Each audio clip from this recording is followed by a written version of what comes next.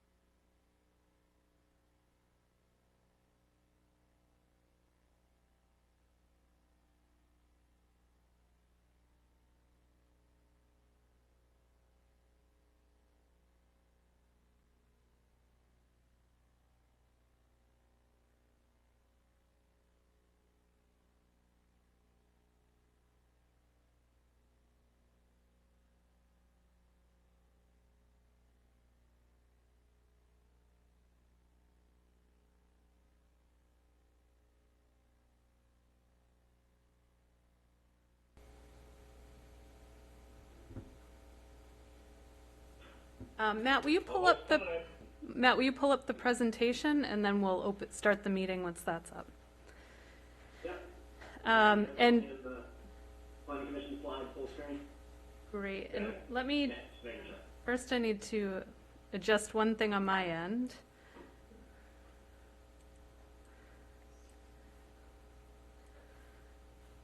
So Matt, I'll be able to give the presentation when it's my turn. Yeah, so I'll stop sharing and you'll start sharing when it's Okay. And then when you're done, I have Katie's presentation, which will come after yours, so I will put that back up when you're done. Okay, so we're at 7 o'clock. We're good to go, right? Almost. Okay. You ready? Ready.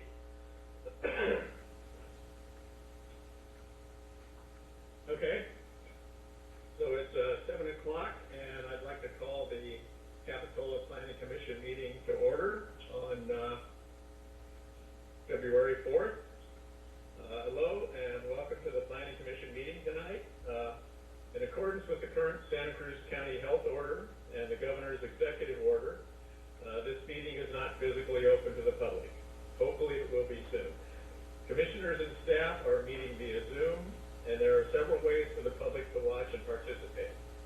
Information on how to join the meeting using Zoom or a landline mobile phone, along with how to submit public comment during the meeting tonight, is available on our website. And maybe if we could show that screen on the Zoom screen. cityofcapitola.org. Okay, and the slides now shown gives you the instructions on how to participate. As always, this meeting is cablecast live on Charter Communication Cable TV Channel 8 and AT&T UVerse Channel 99, and is being recorded to be replayed on the following Monday and Friday at 1 p.m. on Charter Channel 71 and Comcast Channel 25. Meetings can also be viewed live from the city's website. And our technician tonight is Walter Von Strader. So with that, may we have the roll call, please?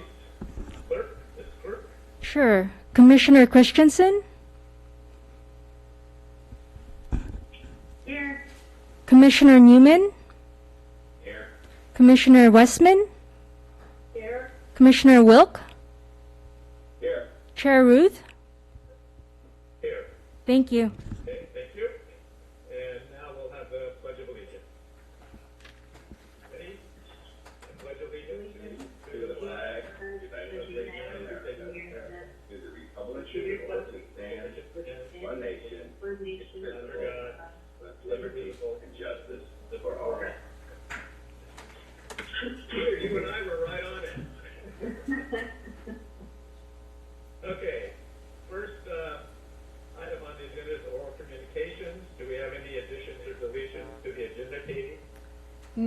additions or deletions.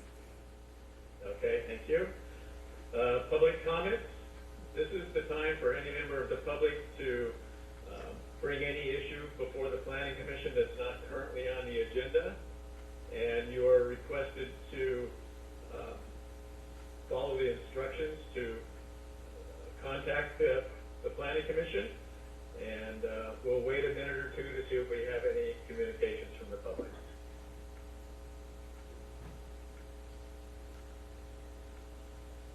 Chair Ruth, I do not see any public comments within our email system. I'm now going to check Zoom.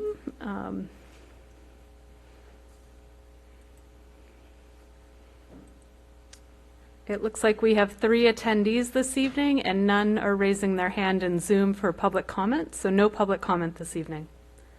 Okay, well, welcome to the 3 attendees. And that brings us to commission comments. Are there any commissioners that have any comments at this time?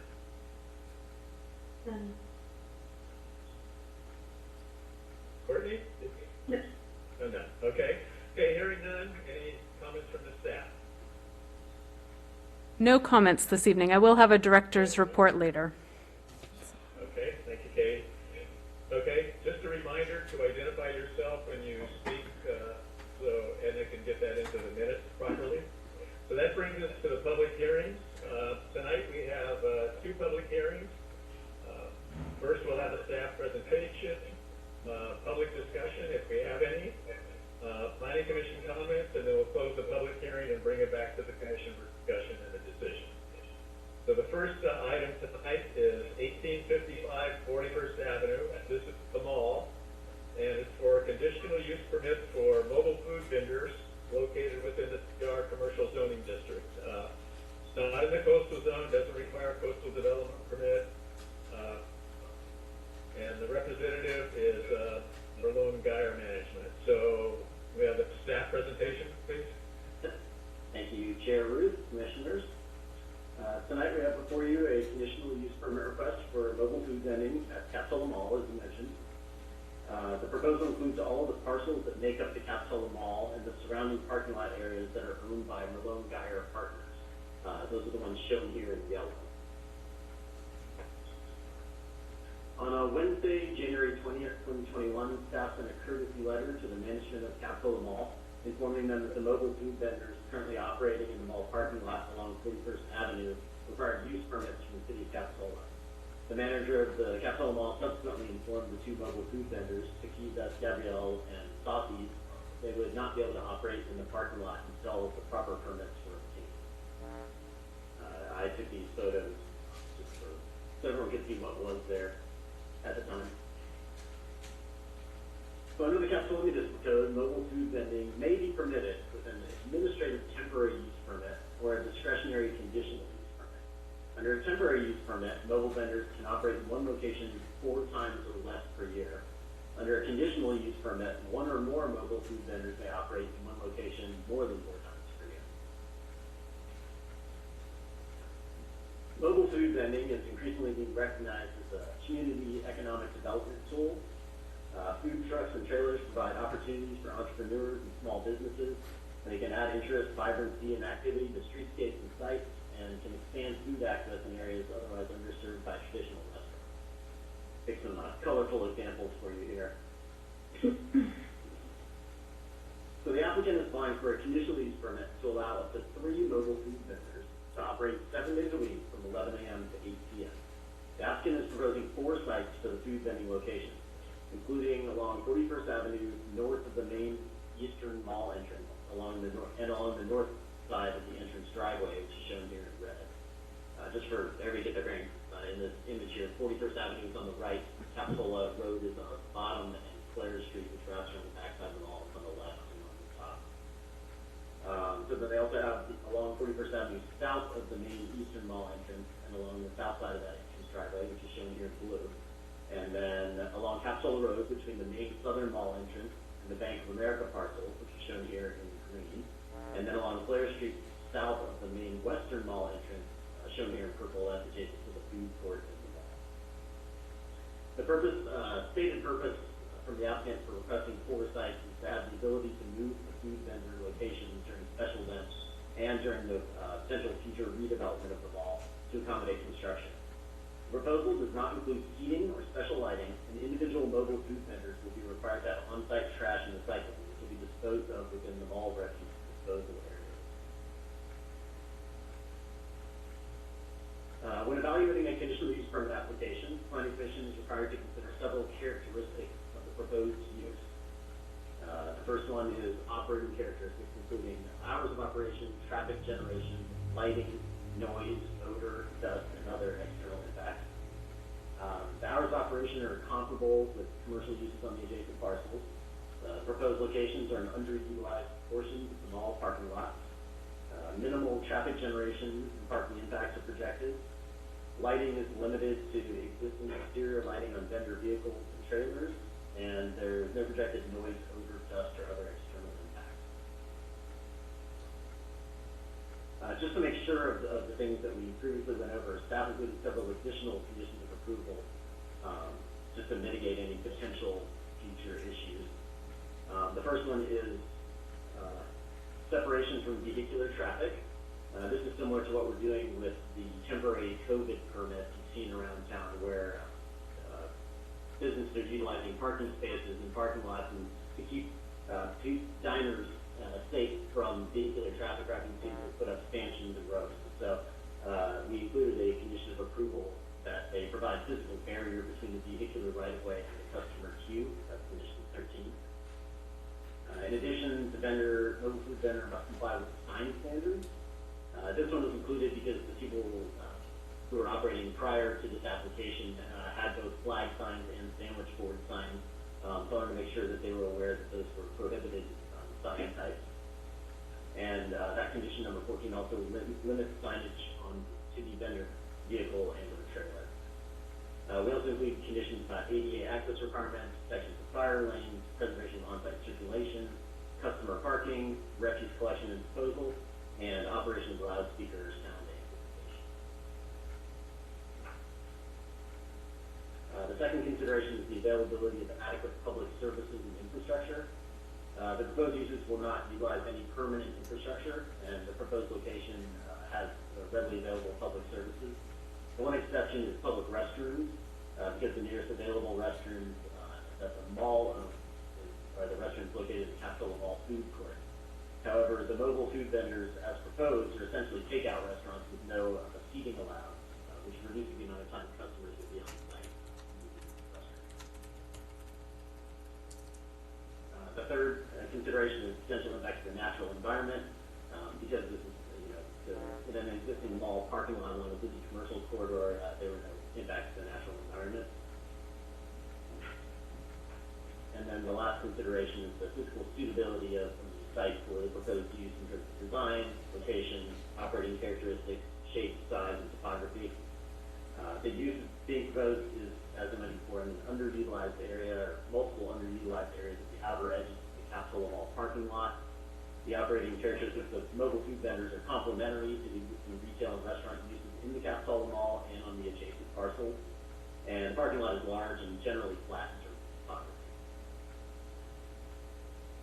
So that, staff recommends the Planning Commission review and approve project application 21-0023 based on the conditions and findings for approval. Okay, thank you, Matt. You're welcome. Any questions for staff? I have a question. Commissioner Wilk? Thank you, Chair Ruth. Yeah, a couple questions. First of all, you mentioned the stanchions being basically a COVID precaution. I was just wondering if there are any other COVID precautions that we've imposed on any of the village businesses or anything that we might want to apply here as well. Should you consider that? Most of the ones there had to do with seating, and the seating was something they were not proposing at this time. I did have some pretty long discussions with them about, the potential to add seating, but they decided to just not go forward with that right now. So that's just the one sort of similar thing that I thought might be applicable, and in terms of safety, was the stanchions to provide that separation from vehicle traffic. Because it's outside, we wouldn't need any like signage that says 6 feet distances or masks anything like that, that they would? I don't think we actually have that, I don't think we actually have that type of requirement for our COVID permit. Unless, Community Development Director Hurley, you can correct me if I'm wrong, but I believe that's more of the county, and then I think the city itself has taken it upon itself to place a lot of that signage around town. Okay. Then my second question is with regard to biodegradable containers. I know Mayor Brooks has mentioned several times in the past at the city council meetings about wanting to report on our policy on plastic bags, plastic straws, disposable containers and whatnot. I don't know that she's ever been given satisfaction, but I know we've addressed that same issue a lot on the Commission on the Environment. So my question to you, I guess, is I brought this up to you before the meeting. So you were able to pull together a potential condition that would reiterate our municipal code, and maybe we would want to put that into our conditions. I drafted a condition related to having mobile food vendors comply with the biodegradable and compostable, disposable food serviceware requirements in the Capitola Municipal Code. So I have that ready if you would like to have that. So the reason I bring that up is because I would like the rest of the commissioners to consider that, because I don't know whether I would want that condition in there, but I know it's something that is very dear to the hearts of a lot of people, especially on the Commission on the Environment. You know, we're not generally imposing that on Burger King or McDonald's, you know, who have plastic straws and all this kind of stuff. But, you know, some of our other vendors, like Yale's and whatnot, have been very good about trying to comply with that requirement. So I'm just wondering if the commission would be interested in imposing that on these food vendors. So I'll leave that for discussion later. Thank you. Okay. Any other questions for staff? I have one question. Susan, yourself for the minutes, please. This is Susan Westman. In our materials that we were provided, the mall gave us an Exhibit B, which indicated where they plan to have these mobile food trucks in the parking lot, and I didn't see any condition that referenced that. So I wondered if we wanted to add a condition that says that the food trucks will be located, as shown on Exhibit B provided by the mall, so there's no confusion later on about where they can or can't be. Yes, we can add that And I'm condition. comfortable. Yeah. Thank you. Okay, thank you, Susan. Mr. Newman, Christensen, any more comments? I did. I had a question. Okay. Mr. Newman? Can Matt remind me of what the mechanism is for enforcing the conditions of operation that we're imposing, such as not using sound, complying with signage, and so forth?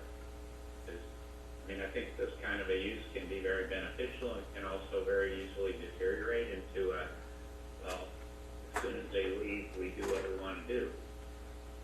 Well, in general, in the past, when we've had violations of conditions of approval, we've treated it like a normal code enforcement case, but with the extra weight of being able to pull the permit if the non-compliance continues. So it's kind of an extra layer. It's not just the fines, but they can also get the permit revoked for not just them, but for everyone. I'm thinking of several examples, not of food vendors, but of other violators in our community. It's been a long process to try to get them into compliance. I don't know if there's any better lever that we can build in so that it's not just an ongoing 6-month process to have someone actually remove a sign that they're not supposed to have. Did you have a specific enforcement mechanism in mind, or? No, that's why I'm asking. Okay. Okay, just making sure. Commissioner Newman, I we don't think there's enough motivation for people to comply. so currently we follow the standard protocol that is outlined in the municipal code, and depending on the type of violation, we'll follow the standards within the municipal code for following up with a violation. When it comes to conditional use permits, there's the ability for staff to bring it back to the Planning Commission if there's a violation. So to review the conditional use permit, it's specifically outlined in the zoning code that you have that authority. So if there are any businesses that are not complying that you have concerns with, you can always reach out to me, and we can look into the violation and see if it's severe enough to take it back to the Planning Commission. This has come up recently with a business that was not following their permit. So happy to review those as they come along. One suggestion that I would make for this current application is if the Planning Commission would like, we have not approved mobile vendors in the past for an ongoing amount of time. And there is precedent set within conditional use permits when it's something new to require the permit to come back in about a year for a review and see how things are going. So if the Planning Commission wanted to set a time frame, or maybe just after the end of summer, just to review, get an update from staff on how things are going, and then during that review, if there were any issues that were raised, we could address them at that time. I think a 6-month review would be good in this situation. I would agree. Yeah. Okay. Courtney, do you have other comments? No, I thought was, I think that kind of summarized what I was thinking was a time frame to just review everything seemed like a good idea. Okay, thank you. Katie, I have a couple questions. On the barriers, are there any criteria for those barriers of what they should look like or what they're made of? I don't want to see a pile of sandbags out there or a bunch of pallets stacked up. So what kind of control do we have on that? I'm going to look to Matt if there was any design controls on that, but we could modify. If there's not, we could add a condition that I would have to review the design of the stanchions to make sure that, just the community development director signs off on them. That's what we've been utilizing with our outdoor dining due to COVID. And we've gotten some great improvements from projects that have come in, and we've asked for just a little bit more to make it really fit within the community. So, okay. Matt, were there? That's a condition also. Just one more question. On the two areas that are L-shaped along Capitola Road and the main entrance, does that allow them to set up anywhere along that area? I presume it does. And are there any designated parking spaces for customers? They did not indicate that in their plan. There we go. So they just said that they can operate anywhere within these areas. So all the rest of the parking you see that's on their parcel would be the customer parking. Okay. But they're not specifically designated. Like they can't say this parking's only for our specific use. That was not included in their proposal. So as far as I know, the mall ownership has not dedicated parcels to the specific use. My assumption is that they think there's enough parking where there won't be, conflicts over this. Okay, thank you, Matt. I have no other questions. So with that, if there's no other questions from the commissioners, we'll open the public hearing. And if you could put the instructions up, Matt, on how to participate. We'll wait a minute or two and see if we get any comments on this, and then we'll bring it back to the commission. The manager of the mall, Brian Kirk, is present if the Planning Commission has questions. Mr. Kirk, is there anything you'd like to add? I'll unmute him now. Can you guys hear me? Yes. Yes. Hi. Yeah, I just wanted to add in also in regards to the concerns for any violations or continued violations that any of these vehicles that will be here on site will be also under an agreement with us that they need to follow. So I would anticipate anything going to that level where we wouldn't address ourselves before we either got to the or happened to violation. Okay. Anything else? Okay, hearing none. Do we have any other comments coming in? Katie?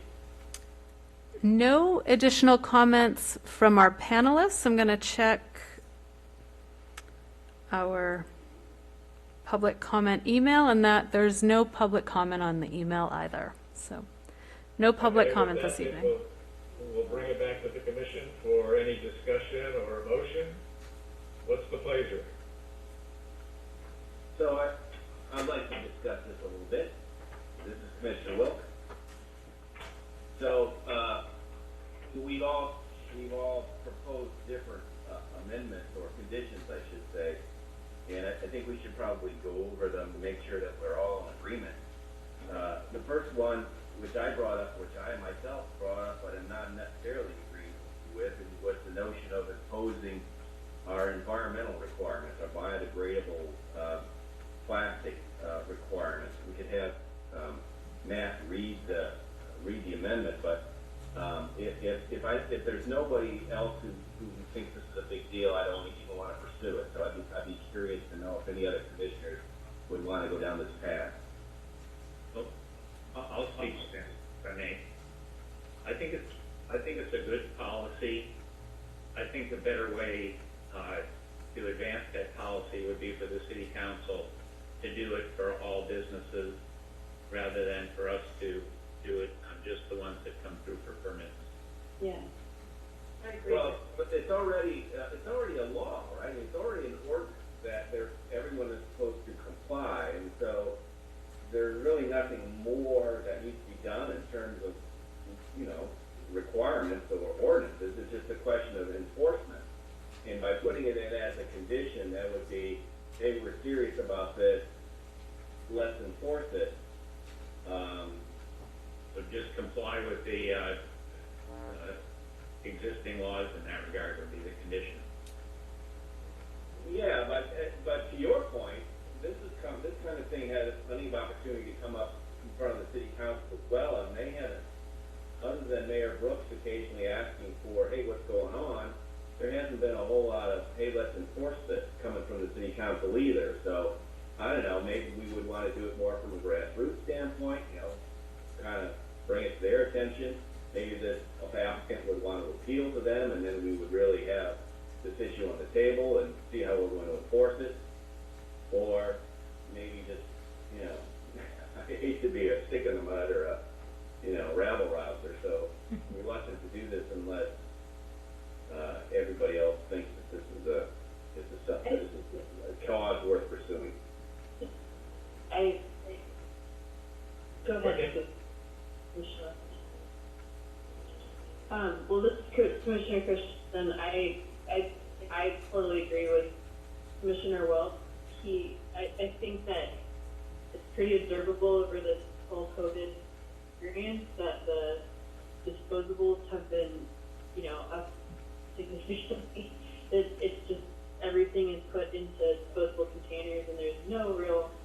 I don't feel that there's a huge regard for the biodegradable kind. So I would be ready.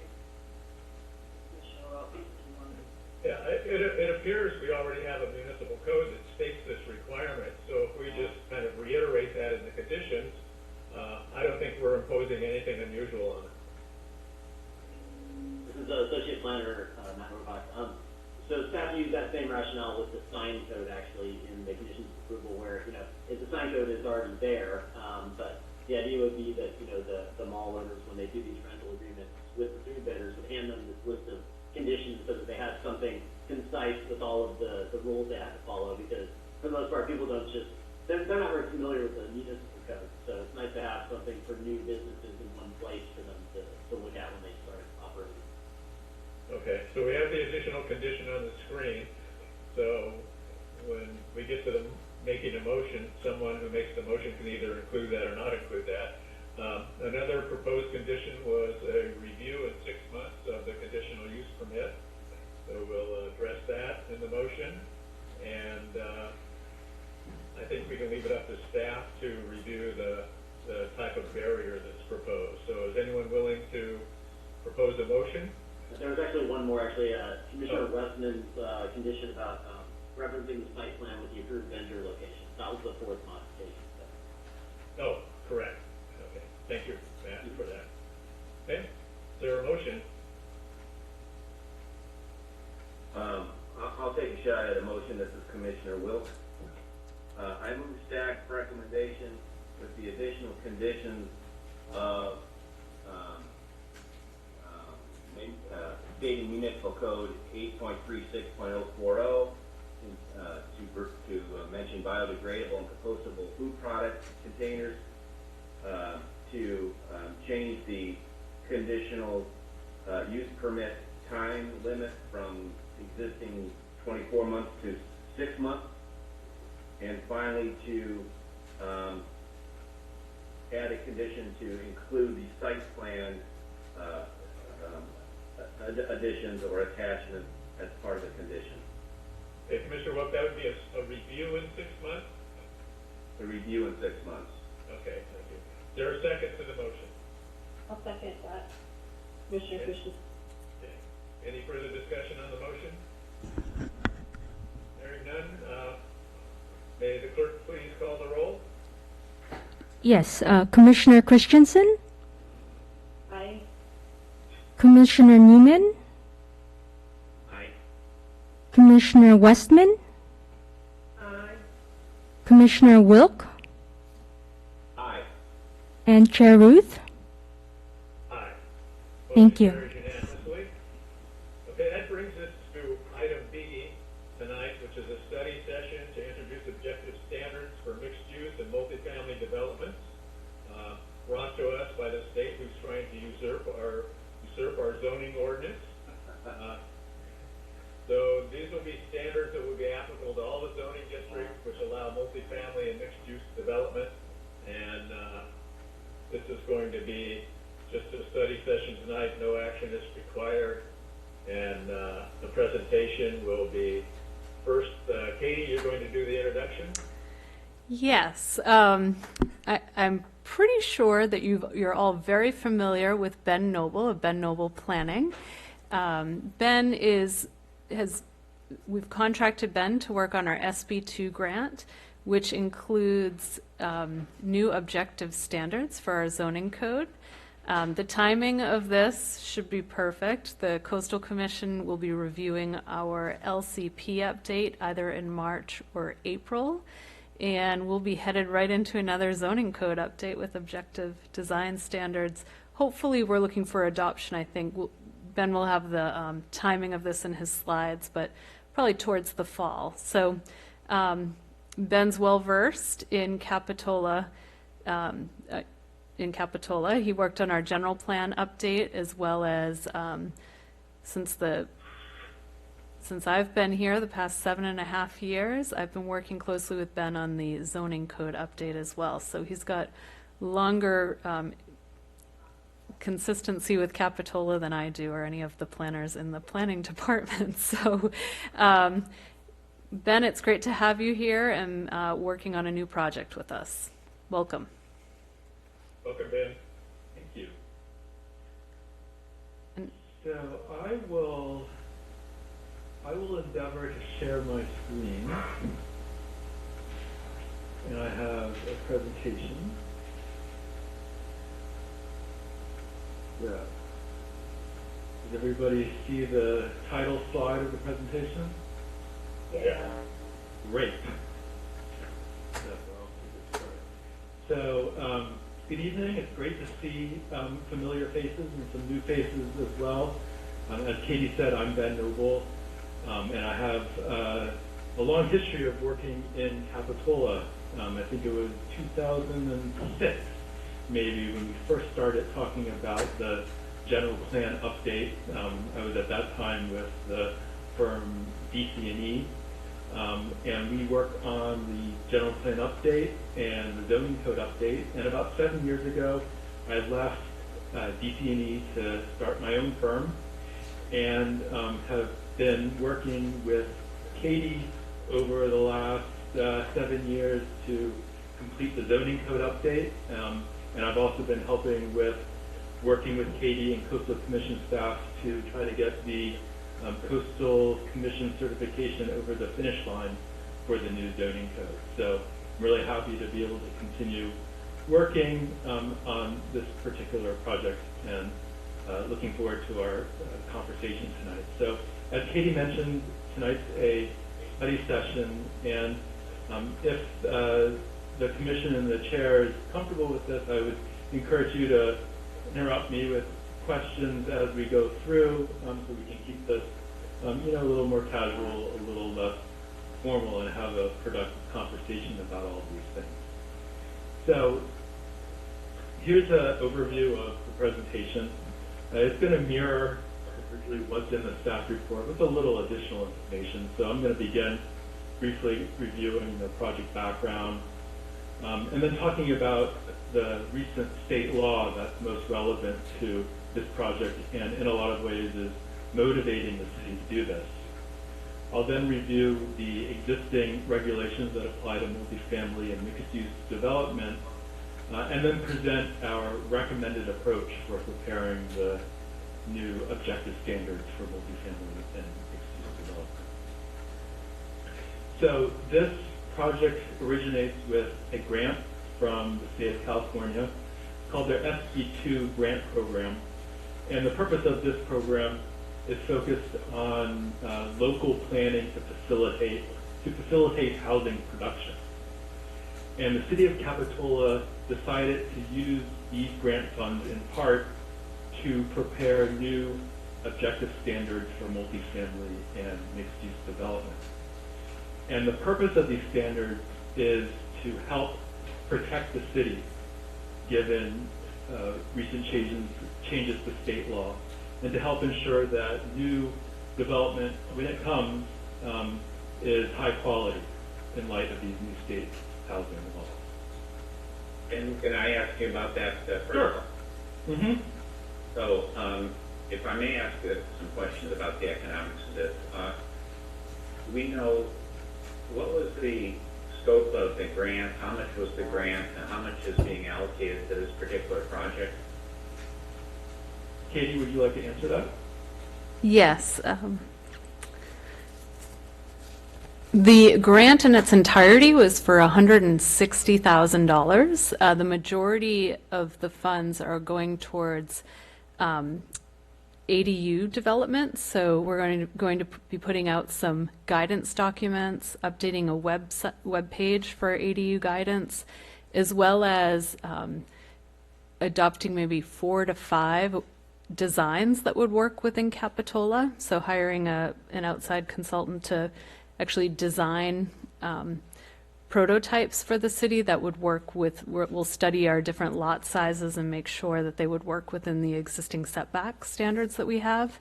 So exciting project there. So I think it's 45,000 towards the objective design standards, and the remainder, it's about 115 minus some administrative costs, going towards that ADU prototypes and guidance documents. 45,000 to this project and 115 to the ADU project. Correct. And you have to use those funds for some type of housing development project. The funds have to be utilized towards a project that will expedite housing production. Okay, thank you. You're welcome. Well, I have a question along that regard. Reading the staff report, SB 35, it says it doesn't pertain to areas that are within the coastal zone. Is that correct? That is Yeah. correct.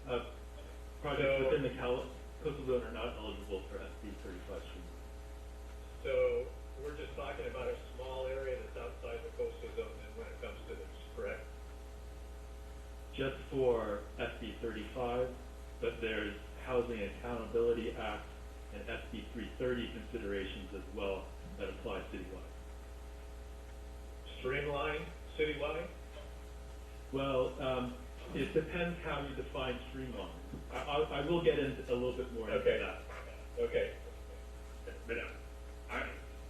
But I was going to that same kind of thought process because the conditions for qualifying for these new standards, if I understand them correctly, and I know I'm jumping ahead here, but they have to have 50% low or moderate income housing, and you have to comply with prevailing wage rates in the construction of the project. And I think that it'd be nice to have these things theoretically, but nobody, to my knowledge, nobody has ever built anything in Capitola complying with prevailing wage rates because it's much more expensive. And to do that for a project that has 50% low income housing makes it completely infeasible. So what do we gain? So this is what you're saying, this whole thing's moot? Well, it's not, nobody's ever going to implement it.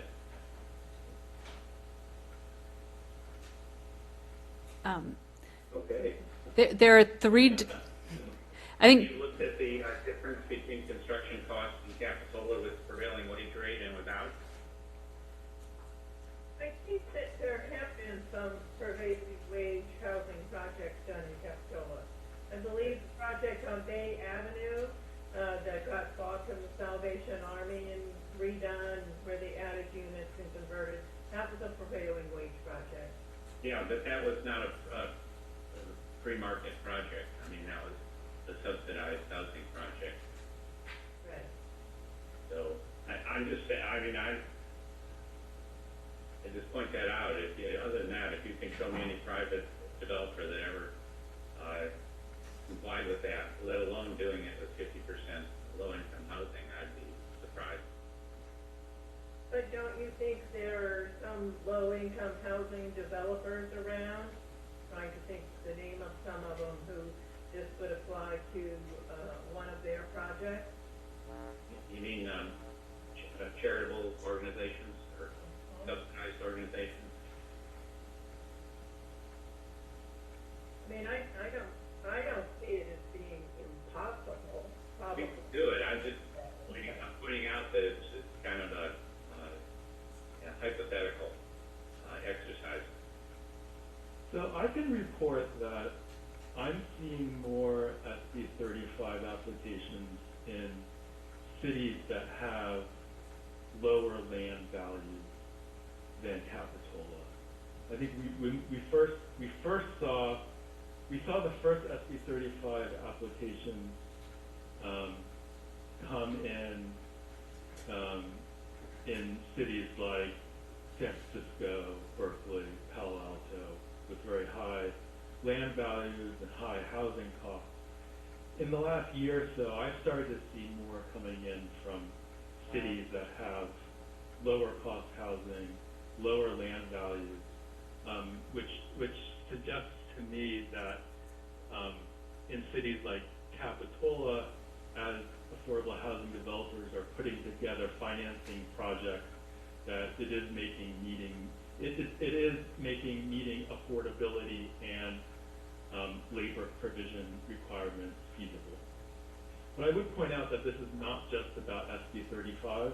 This is about the sort of larger context of state housing law, and also the direction that state housing law is going in the future in terms of increased reliance on ministerial approvals and limitation on reliance on discretionary regulation.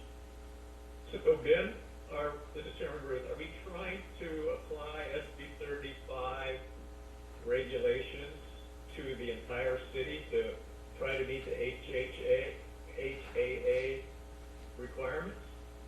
No, and if it's okay, I would suggest that I sort of walk through the legal basis in a somewhat more systematic way, and it may answer some of these questions, if that is okay with the Commission.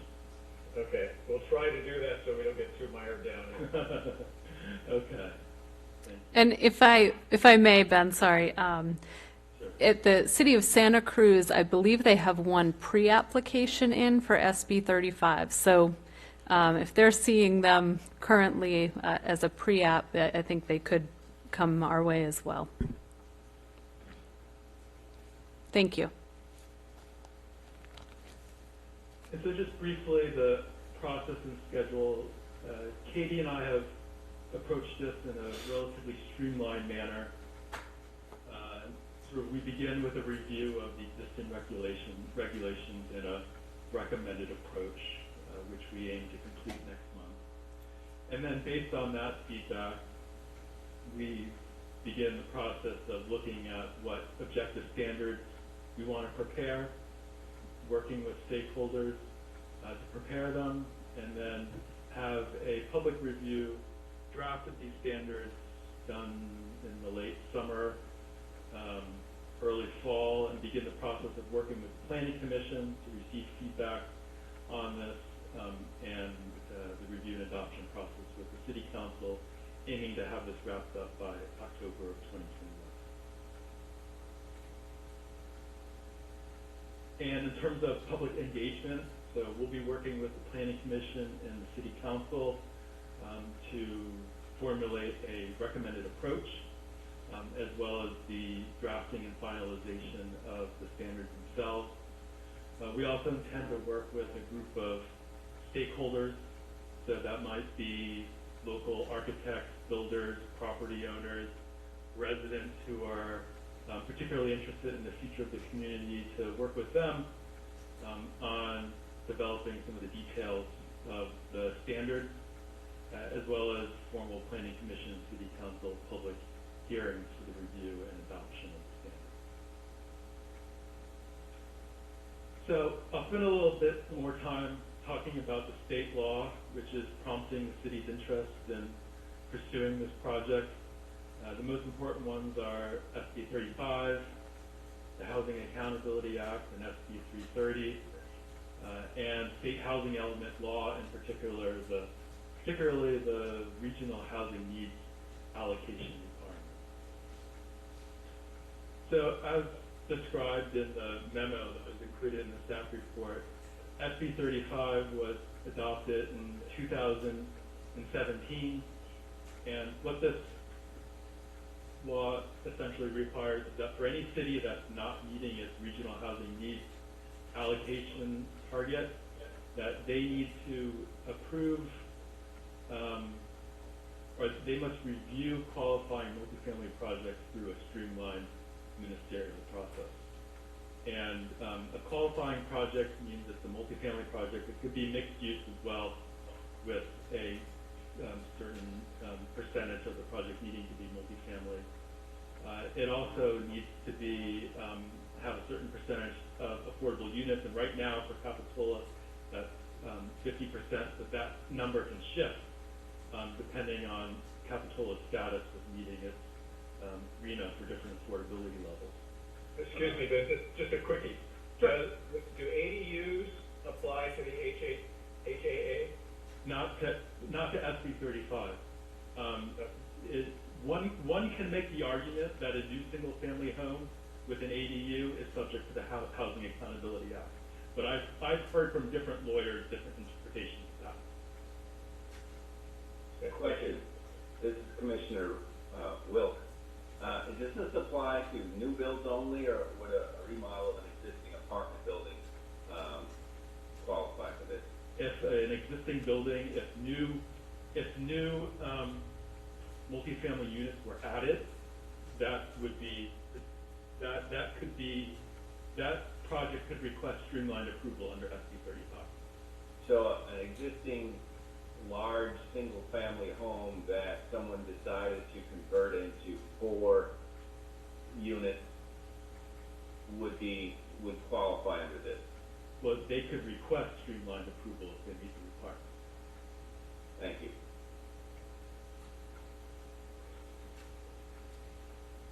And so an important part of SB 35 is that if an applicant requests streamlined approval, and if it's a qualifying project, so meaning it meets the affordability requirements and the prevailing wage requirement, which is sort of the biggest of the requirements, they would submit an application requesting SB 35 streamlined review.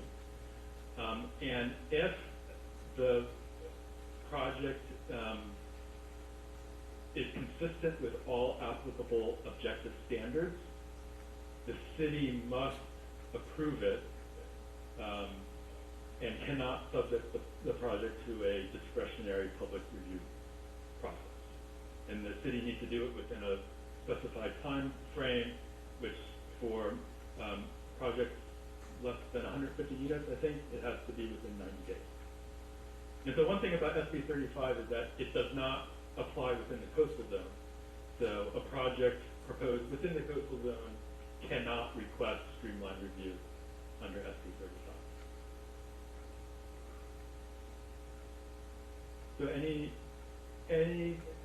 So I have another slide here. So state law provides a definition of an objective standard.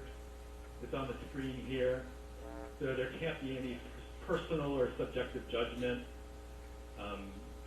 It needs to be uniformly verifiable by an external benchmark, and it needs to be knowable to the applicant and the city officials prior to submittal. So an example of an objective standard is a maximum height, 30 feet.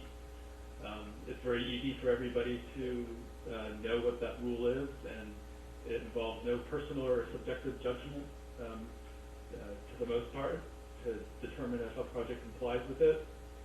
An example of a standard that is not objective is something along the lines of the project must, the height of the project must be compatible with the existing character of the surrounding area. That's very clearly not an objective standard. So if a project was requesting streamlined review under SB 35, the city would not be able to require compliance with that subjective requirement. The city would only be able to require compliance with objective standards.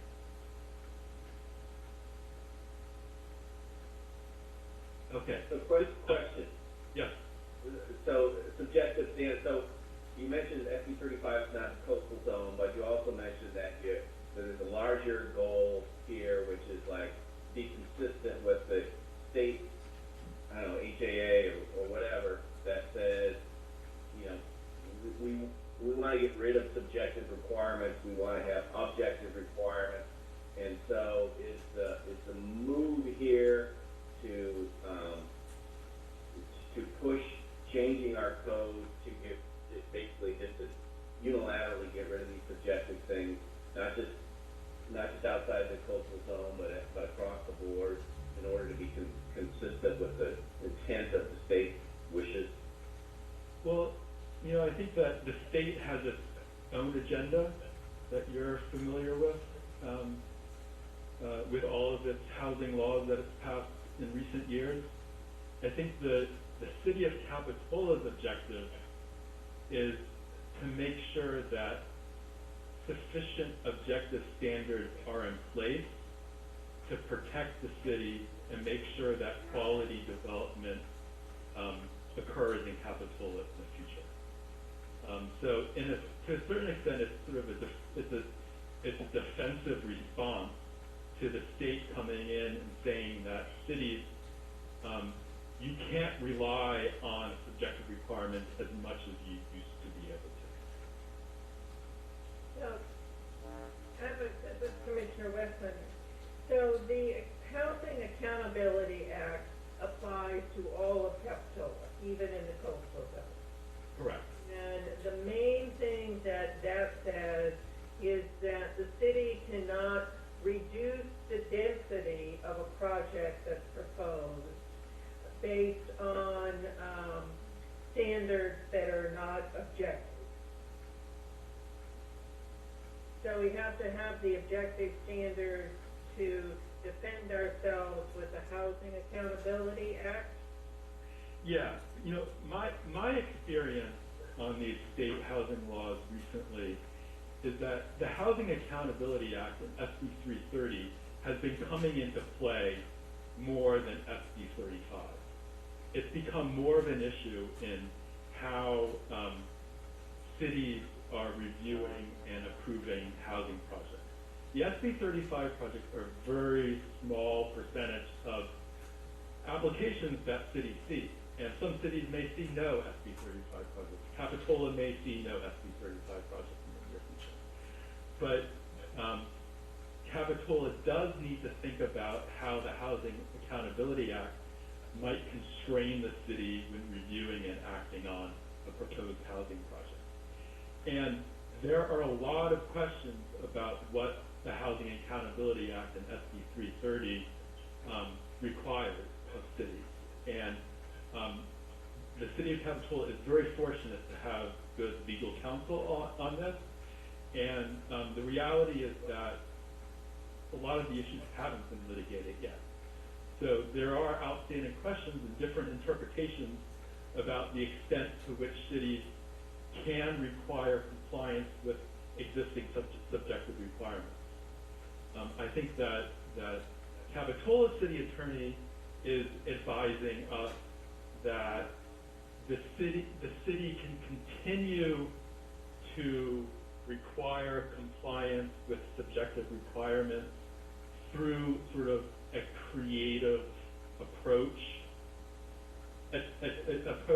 addressing it through conditions of approval, being sort of legally defensible, at least the way the law is interpreted right now.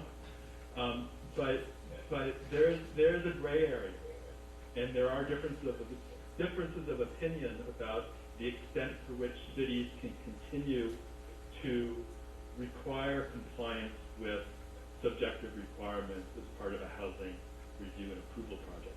But I think what everybody agrees on is that cities cannot reduce the density of a proposed project or deny a project unless it makes these two findings that are on the screen here. And these two findings are really hard to make.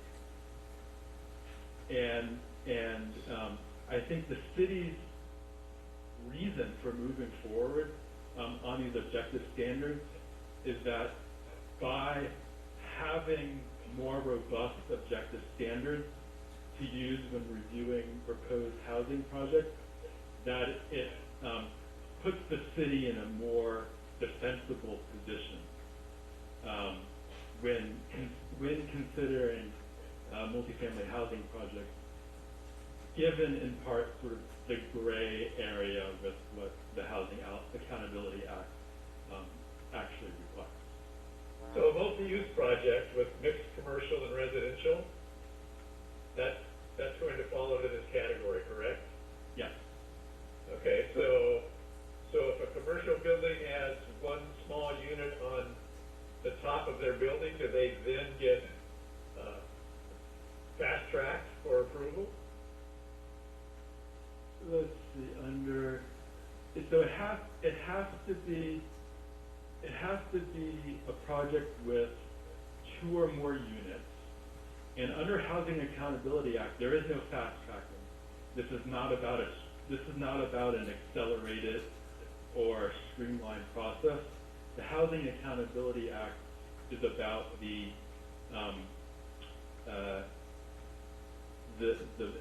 basis to reduce density of projects or deny projects, and a reliance on subjective requirements to modify the design of the project.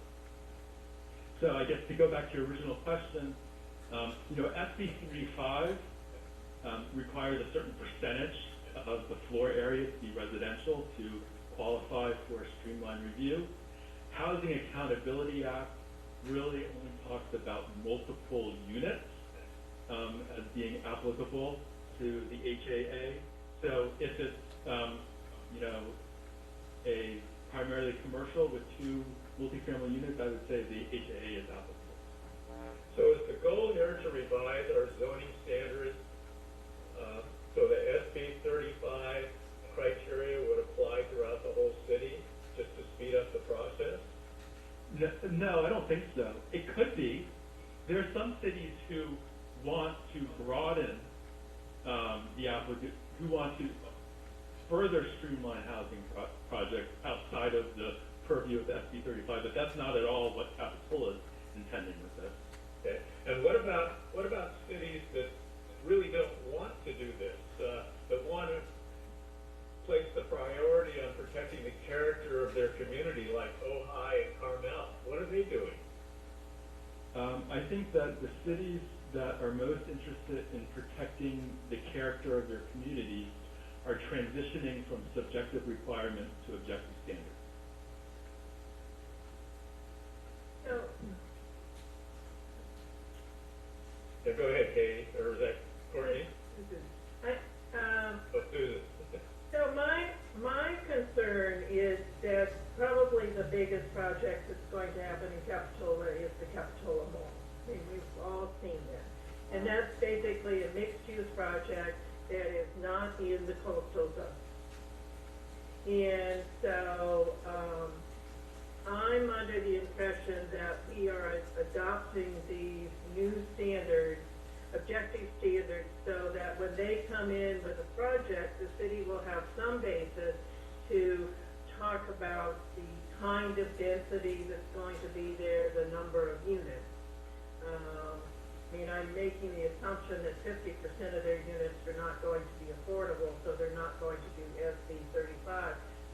But we need to have something in place so that, the community can get involved in deciding what should happen on that property. So, So this will do that. are you saying, Susan, that if we have objective standards that we're developing now, that it'd be easier to meet that condition number 1 there on the screen and show that it would have an adverse impact, so we would be entitled to deny the project or condition it?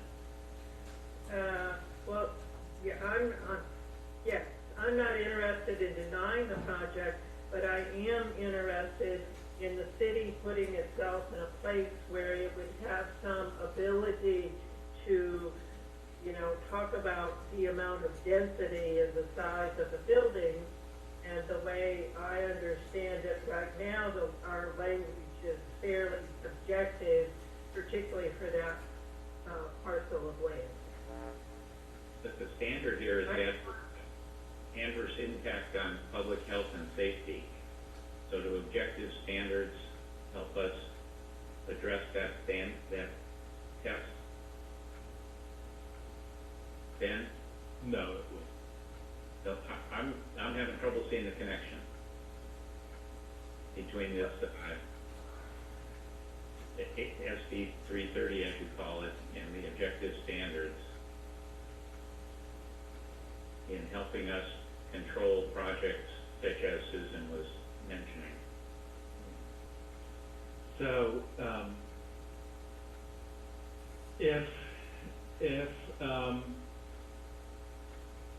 if a proposed, let's say a proposed multifamily project, let's say a multifamily project is proposed in the multifamily residential zone. The existing objective standards in that zone are very limited in Capitola. It's really just height, setback, parking, and then some sort of minor things like landscaping.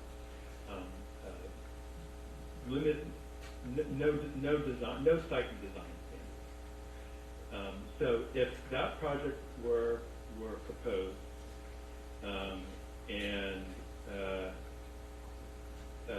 it's not an SB 35 project, it's just a regular application.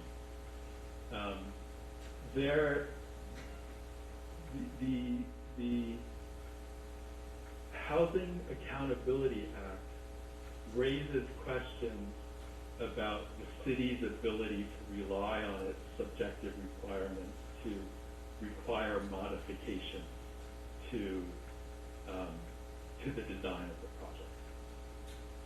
I think it's a gray area, but there are some aggressive developers out there who are taking a interpretation of the Housing Accountability Act and saying, you cannot use your subjective requirements to require a modification to the design of my project if I'm meeting the objective standards. But that has nothing to do with density. No. If the ADA says you can't to use that Yeah, to so, knock down the subjective requirement. so we're sort of conflating the Housing Accountability Act and SB 33 a little bit. SB 33 modified the Housing Accountability Act, but it also included some additional language about sort of limitations on what cities can do with projects. So you sort of, you kind of, at least in my mind, I look at the Housing Accountability Act and SB 33, SB 330 together kind of as one package. And so I think getting back to what I was saying before, is that you can have an applicant come forward, and these things are going to be litigated eventually, because it is a gray area. You have applicants come forward and say, look, I'm complying with all of these objective standards, and the language in SB 330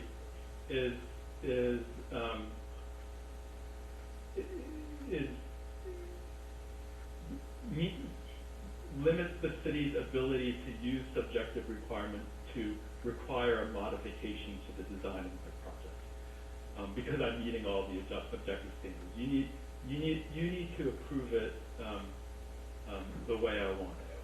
I don't see where it says that on your screens here. That bullet. Yeah, with the last bullet, yeah, it says no new design standards. So I guess, and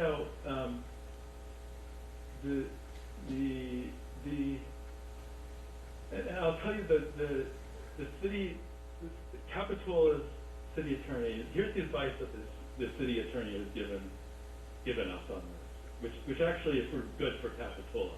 It's not the only opinion I've heard on it. But what the city attorney has said is that if you get a proposed multifamily project, and you don't like the design, but it complies with all the objective standards, you have to approve it. But you can condition the approval on design modifications that reflect your subjective requirements. That's the advice that we received. And if the project complies with the objective standards, you must approve.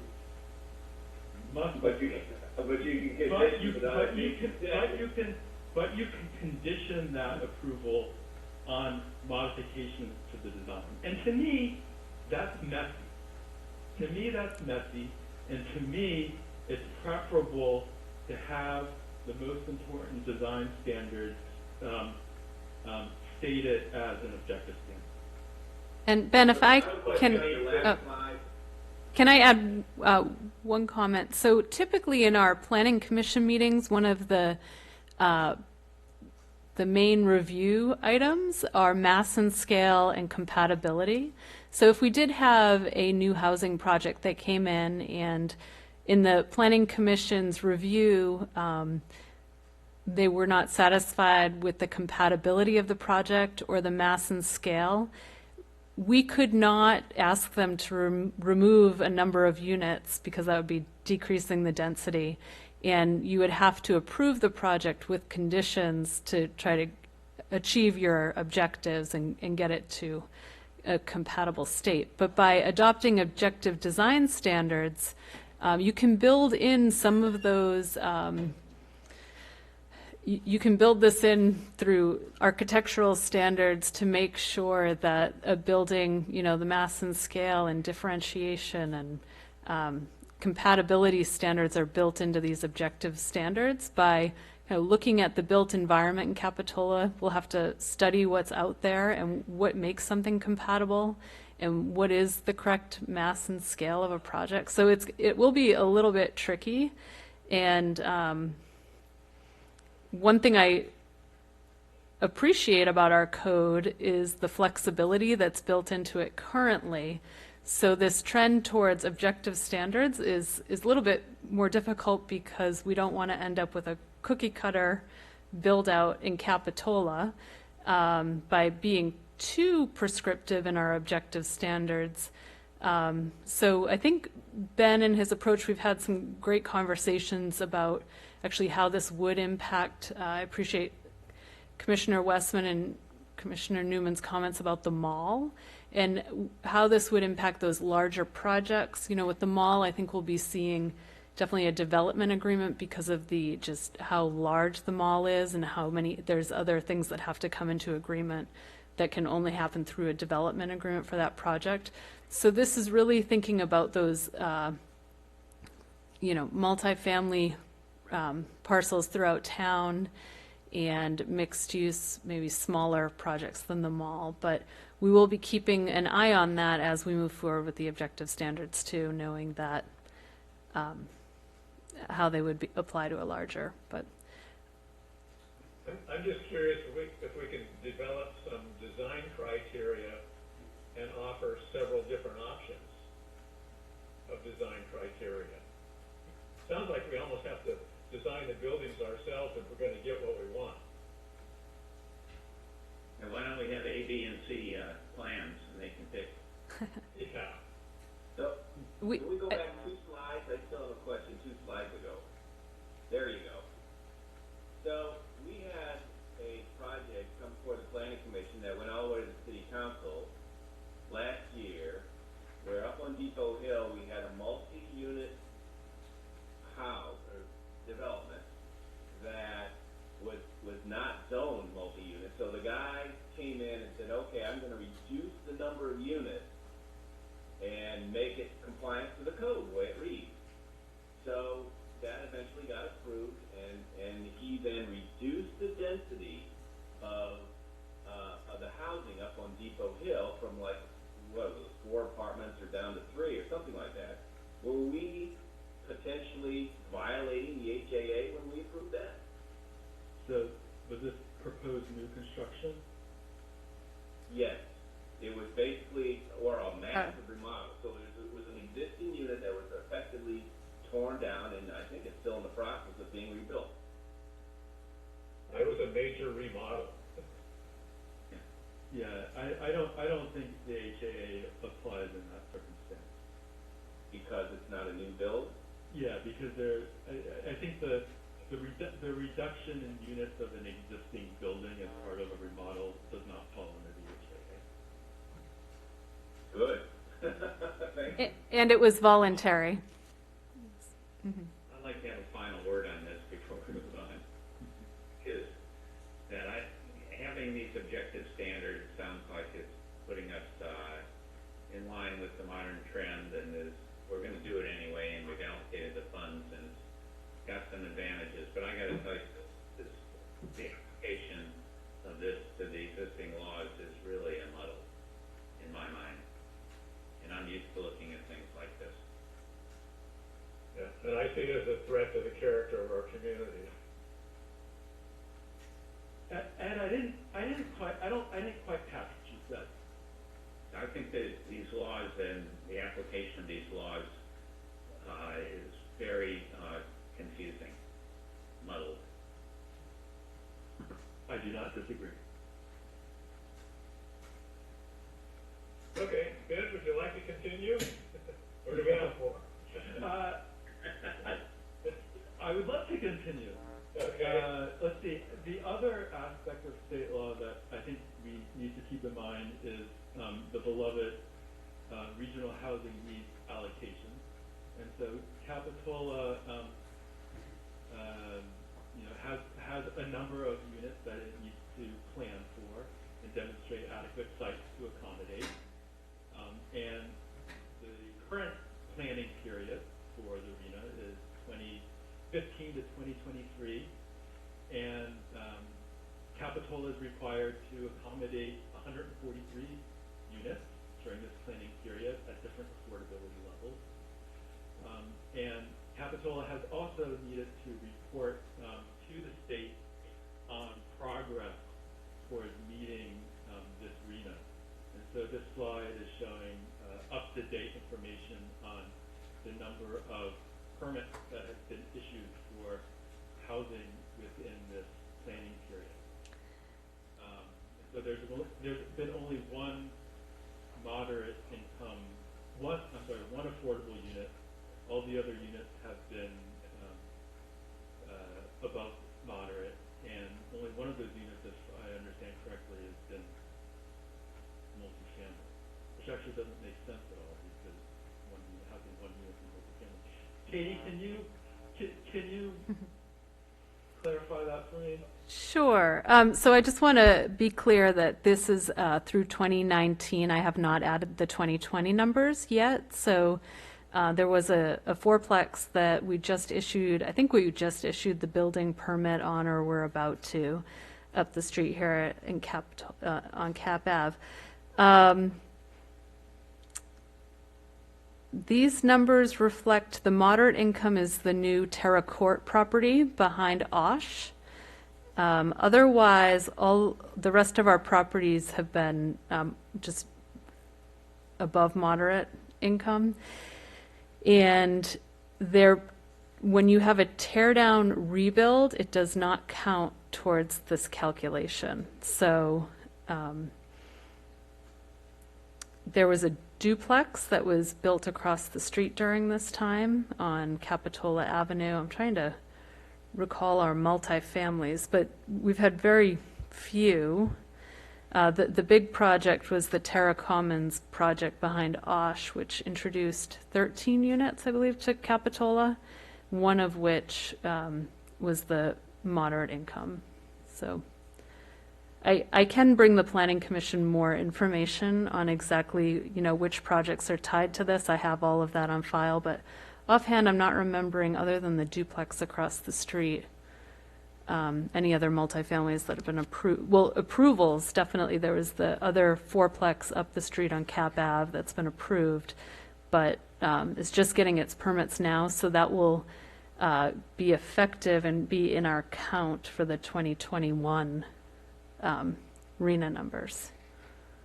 Because they calculate when the approvals went through Planning Commission, and then the numbers take effect upon building permit issuance. And so the reason this is relevant to this project is Capitola and all other cities in the AMBAG region are expecting a dramatic increase in the RHNA for the next planning period. I think feedback from Heather Adamson at AMBAG is that 2 to 3 times the RHNA for the next planning period compared to this number is sort of what's expected. And that would be consistent with the ABAG region in San Francisco. That would be consistent with the SCAG region in Southern California, and it would be consistent with San Luis Obispo County, which is their own little planning county down there, who has their RHNA for this new planning period already. So I think the reason that this is relevant to the project is that Capitola can expect a significantly larger RHNA for the next planning period, likely with the need to identify new sites that allow multifamily housing. So there'll be the state will require an increased number of sites in Capitola that allow multifamily housing. And also, it's possible that sites that were identified in the existing housing element to accommodate multifamily housing may not be able to be reused in the new planning period, because there's been changes to state housing element law recently that says, if you have sites that previously were identified and they weren't developed, well, you may not be able to use them in your new housing element, because the fact that they weren't developed indicates that there's something about it that makes it sort of infeasible to develop. I say it's a possibility, it's not a certainty, but it's something that will be on the table for the next housing element update. So I think that the take home on this is that there will be a dramatically larger arena in the future. There will likely be the need to rezone sites and identify new sites that allow for multifamily housing, and existing sites that have been used in your housing element to satisfy your arena may not be able to continue to be used unless there's a change to the underlying zoning. And so I think for me, what that speaks to is the increased need for the protection that comes from improved and more robust objective standards for multifamily housing.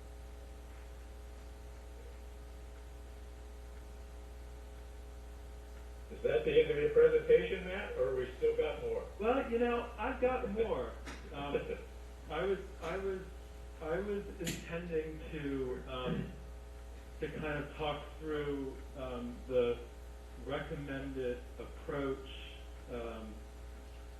to the objective standards, because in addition to the feedback that we've heard already tonight, we wanted to get any additional feedback that you have on sort of the approach that we are recommending to move forward.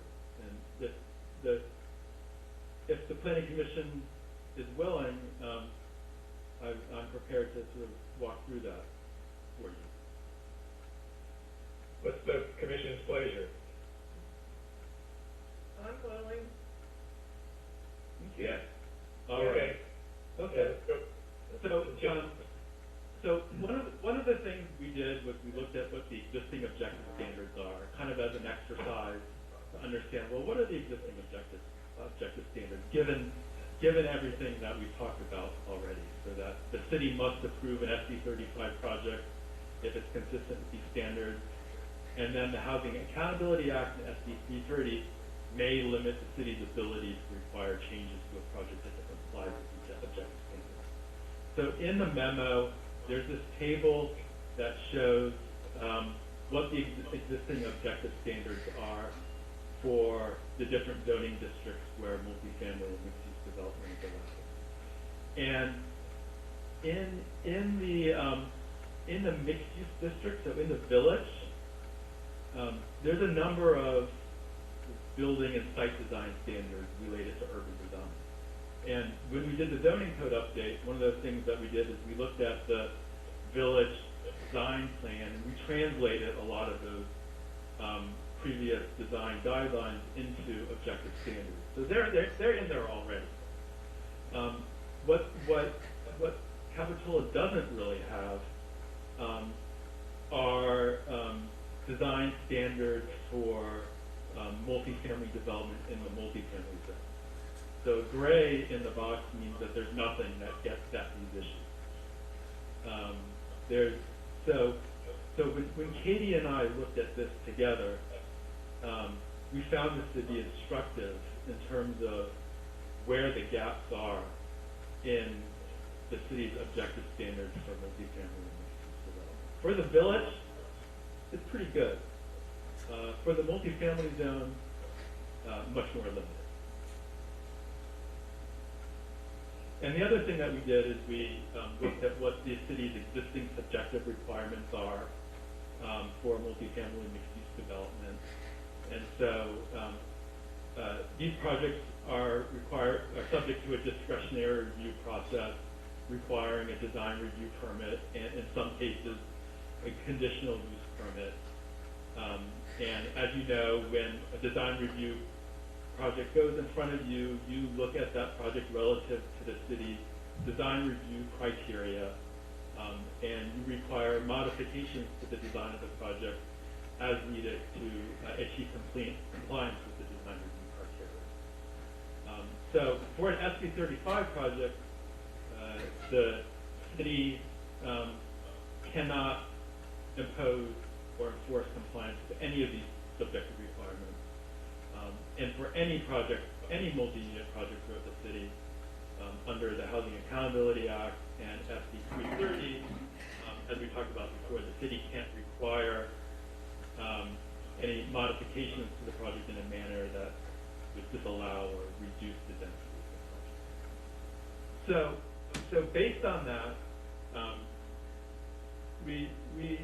Katie and I put together this sort of approach to these objective standards. And one thing I do want to say is that I don't think Katie or I, neither Katie nor I is envisioning anything terribly dramatic. We're not envisioning this entirely new set of detailed architectural standards that's going to completely change the zoning regulation. We're seeing this more as sort of a targeted, surgical addition to the existing requirements. The state's intent behind all of this is to facilitate the production of additional housing, which I think Capitola is generally in support of. And imposing a lot of new and onerous and burdensome requirements would conflict with that overarching objective. So I think one of our guiding principles in all of this is to keep in mind the underlying purpose, which is to accommodate high-quality multifamily housing that's going to be well received by the community, and not to impose a lot of additional burdensome requirements. So I think we're seeing this as a very focused and targeted effort. So in the memo, it sort of walks through this recommended approach. Other cities are doing this too. Palo Alto has been a city that's been doing this early on. They followed a similar process to what we're envisioning. I think their end result is very, very different from what Capitola would do. They're being very prescriptive in terms of design standards. But they're an example of another city. Ben, if you could just hold it right there, because I think that's what Capitola needs to do as one commissioner. I think we need to be very strict on our design standards, because I think the most important thing to this community is protecting the character. And without strict design standards, we can't do that over a period of time. Okay. That's good to hear. So I won't presume what the end product would look like. Okay, so another thing I wanted to show a few photos of existing multifamily development in Capitola. Here's the Bay Avenue Senior Apartments. Here's an older project, 888 Park. Here's 812 Park. Here's some multifamily in on 47th Street.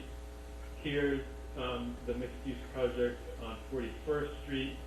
And so I'm showing these images because it's going to be very important to look at recent development in Capitola, existing multifamily development in Capitola, and think about the things that we like and what we don't like, what could have been better, what's important, and that's very instructive for us as we think about what we want to codify as objective standards for multifamily mixed-use development. We can also look at recent development in Santa Cruz that has seen a little bit more multifamily development. My understanding is that City of Santa Cruz is actually going through a similar process as Capitola in terms of preparing new objective standards.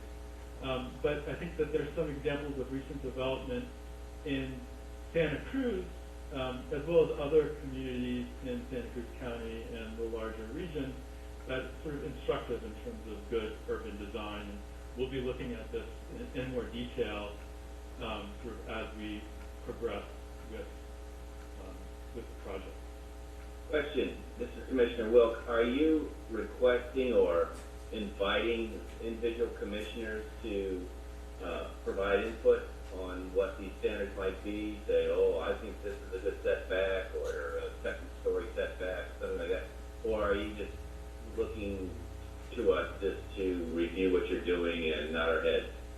I think it's definitely not just nod your head. We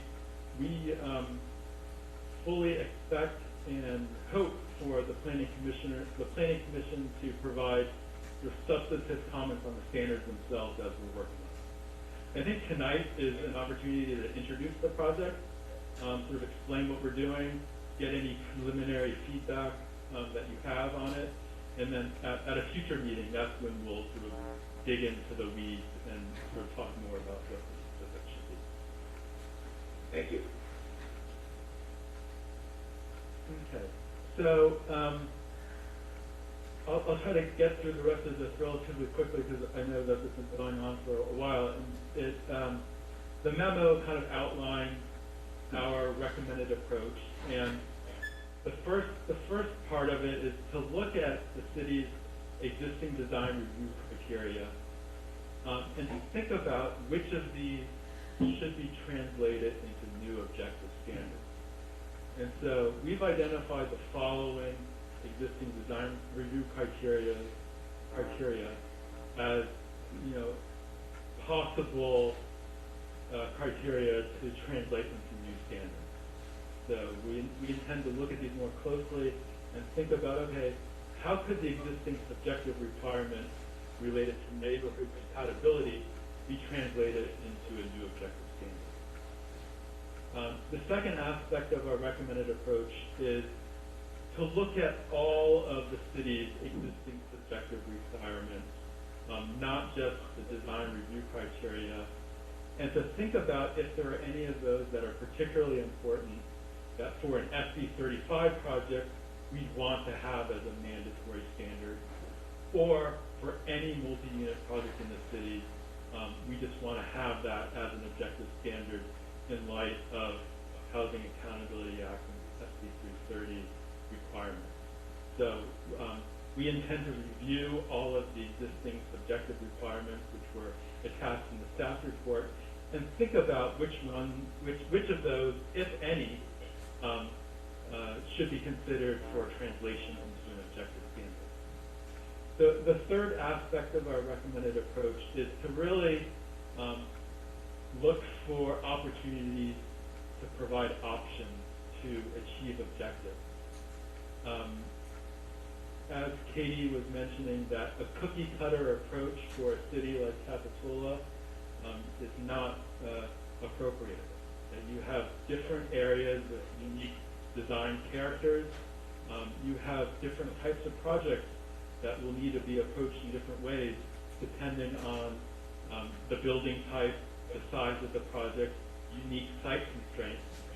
So we want flexibility, we want to encourage creativity, and one way to do that within the objective standards framework is to provide options. So you might identify an objective, such as providing for a pedestrian-friendly streetscape, and then provide options for projects to meet that objective. There might be some standards where options are not appropriate or desirable, but I think one of our guiding principles is to really look for opportunities to provide options to encourage flexibility and creativity. And then the fourth part of the recommended approach is to allow for an applicant to request deviation from standards. So a project that's requesting streamlined approval under SB 35, they cannot deviate. If they deviate, they lose SB 35 streamlining, and they would just have to go through the city's normal process. But that's not the case for other multi-unit projects. They need to comply with the standards, but we do think that there needs to be a mechanism for a project to request a deviation from the standard. They could do that with our recommended approach with Planning Commission approval, and we're thinking of something along the lines of, if the project, the Planning Commission can approve the deviation if the project achieves the intent of the standard to the extent possible, and there are unique circumstances on the property. This is similar to the way that you handle deviations to design standards from ADUs, so it wouldn't be a new concept. Basically, it's a variance, correct? Well, you can word it any way you want. Yeah. I think we're intending it to be sort of a lower threshold than a variance. But I think one of the questions for the city will be, well, how difficult do you want it to be to grant deviation? Do you want to make it really easy to approve a deviation, or do you want to make it really hard to approve a deviation? That will be a policy decision that you'll be able to make. Okay, and the very last thing, and then I am done, is a question about sort of where these standards are located. There are cities who will adopt objective standards by resolution. They are not part of the city's municipal code, but they have the effect of law. That's not what we're recommending. We think it makes more sense for these standards to be located in the zoning code, similar to all of the other development and design standards. They're all together in one place. We think that's better for everyone. We also think that we're going to be adding new standards within the individual zoning district because the design issues are so different in these different zoning districts, in your multifamily district compared to your mixed-use neighborhood district. We anticipate it will make the most sense to sort of, in a targeted and surgical way, add these new standards to the individual zoning district. Another option is to have an entirely new chapter within the zoning code called Objective Standards for Multifamily and Mixed-Use Development that would apply generally to all zoning districts and would live in one chapter within the zoning code. We don't think that that's what we're going to want to do because we think that the individual standards are going to vary considerably from district to district. So that sort of is our recommended approach. The next step is we're going to have a similar study session with the City Council. I have in my calendar that's going to happen on February 25th. Katie can confirm that that's really the case. And then we'll get feedback from the council, and then we'll start having some more conversations with project stakeholders, designers, property owners, residents, to start getting some more detailed feedback. And then we'll begin the process of drafting some of these standards, coming back to the Planning Commission, talking about them, making modifications based on your comments and recommendations, and then taking it to the City Council for review and adoption by summer of 2020. Okay. Thank you, Ben. Very comprehensive and very unnerving. Any commission comments? Yeah, I'd like to make a closing comment. This is Commissioner Wilk. And that is, I appreciate Katie and Ben's effort on this, and I think this is a great idea to try to create objective standards and minimize those subjective standards so that when oftentimes Commissioner Ruth and I are on opposite ends of an issue with regards to design standards, and with some objective standards, maybe they're very prescriptive, maybe they're not, but with some objective standards, maybe we won't be in conflict so much. I agree, and that's what I'd like to see is a strong emphasis on design standards. And I don't disagree with that. Yeah. I would also, Ed? yeah, I would also like to say that it's very impressive presentation.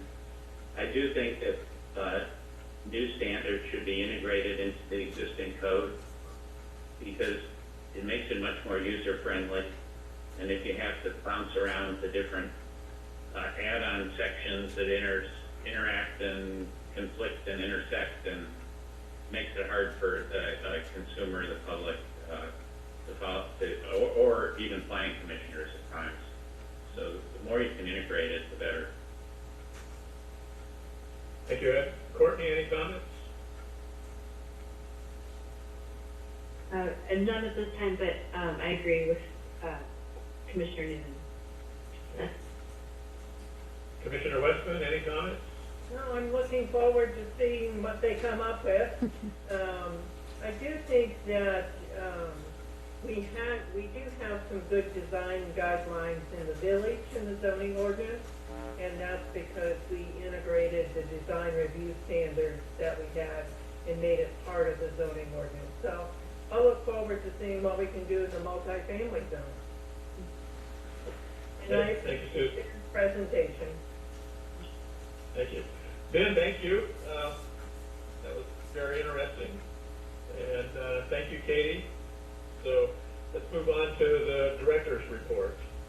Very good. And I just want to add one thing for kudos to Ben. He's already reached out to our Coastal Commission, and we have informed them of our intent to move forward with objective design standards and enlighten them on all the new state laws regarding these and how they fit in with the coastal. So proactive, and he's been around the block with us before, so taking all the necessary steps.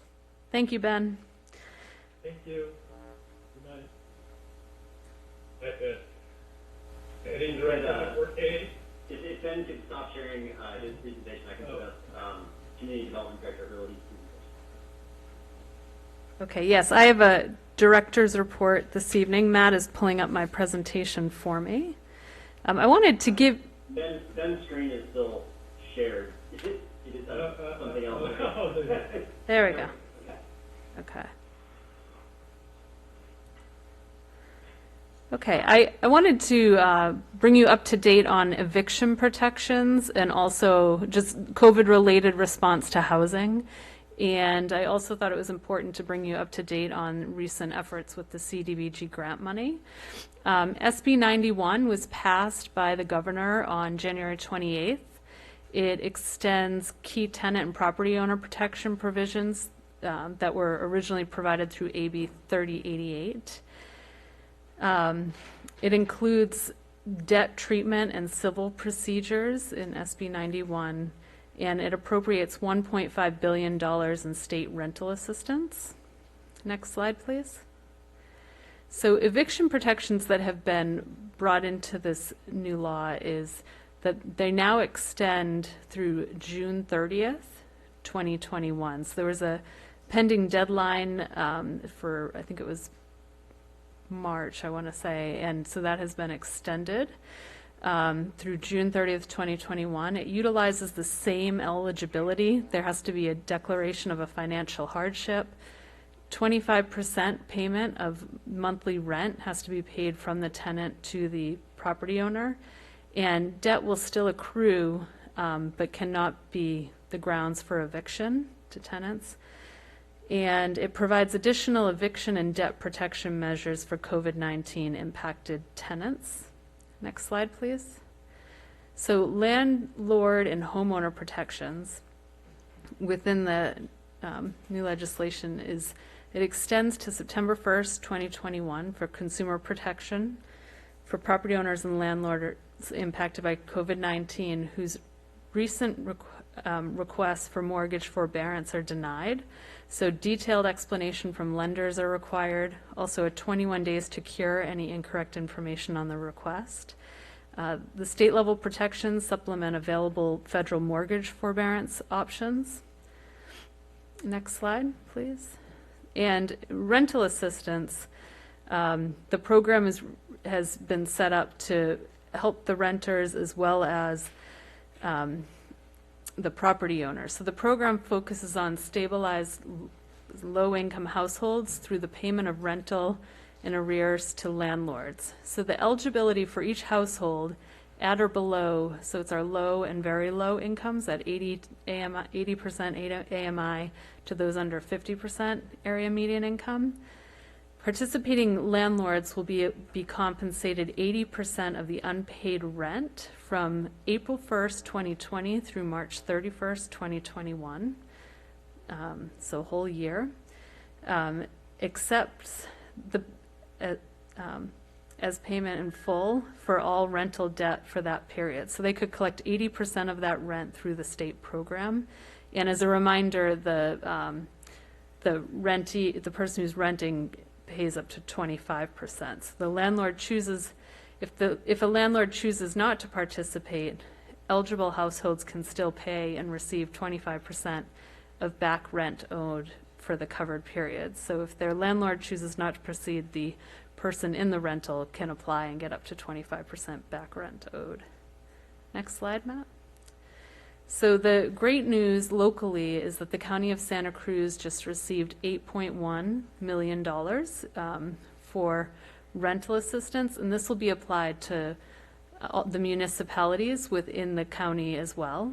And following the news of the $8 million, about a week later, they were notified that the state of California is going to match those dollars. All in all, there'll be a little over $16 million in rental assistance within our county. The state is being very aggressive in setting up a new system to roll out these funds, and it's slated for March 15th. So hopefully we'll be seeing some economic impacts from this distribution of funds. And so that's my update on eviction moratorium and the extension there. Next, I wanted to bring you up to date on CDBG grant money. This is the grant money that we, as the City of Capitola, receive. It's actually HUD money. I'm going to take this off. It's HUD money at the federal level that comes through the state HCD and is filtered down to the city.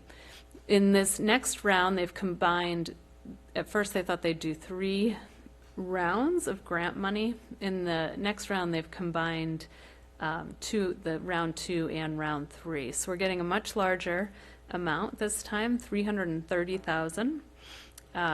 The City Council, I brought this to them at their last meeting on January 28th, and they provided direction. They'd like to, it's very limited this time. If you recall, in the first round, they were able to pick up to 3 different programs to fund dollars to. In this next round, because of, to keep it simple, I think, and get money out, they said if you allocated money to 3 different programs in the first round, you're allowed to send additional funds to those 3 programs, and you can create 1 new fund. The City Council really wanted to fund small businesses or businesses in general in that first round, but it was set up as loans and not grant money. They've since changed the regulations, and they're allowing grants. So within this next round, they're going to give $15,000 to each of the food assistance programs that were funded in the first round, and then utilize the remainder of the money for business grants.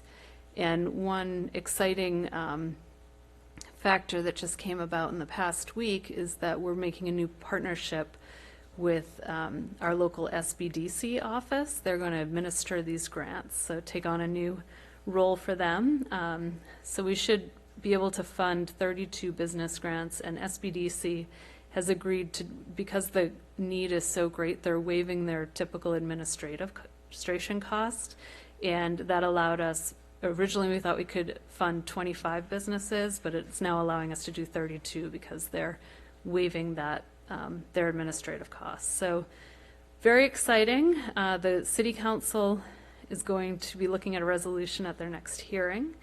And I will say it's been a moving target. Every time we think we have something ironed out, something else comes up. For instance, we contributed $20,000 in rental assistance in CV1 because of the new money that's come through the Treasury at the federal level that's funding this new rental assistance program.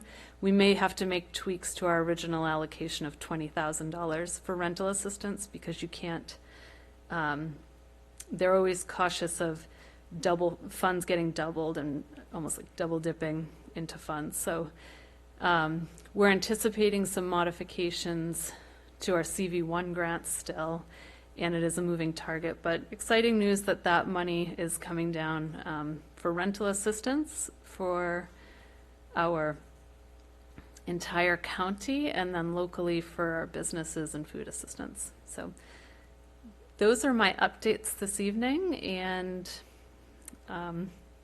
thank you all. Any questions? Thank you, Katie, for that. Our last item is Commission Communications. Does anyone have any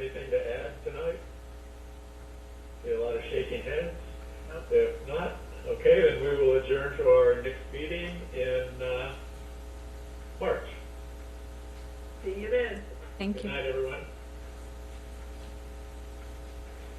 Goodbye.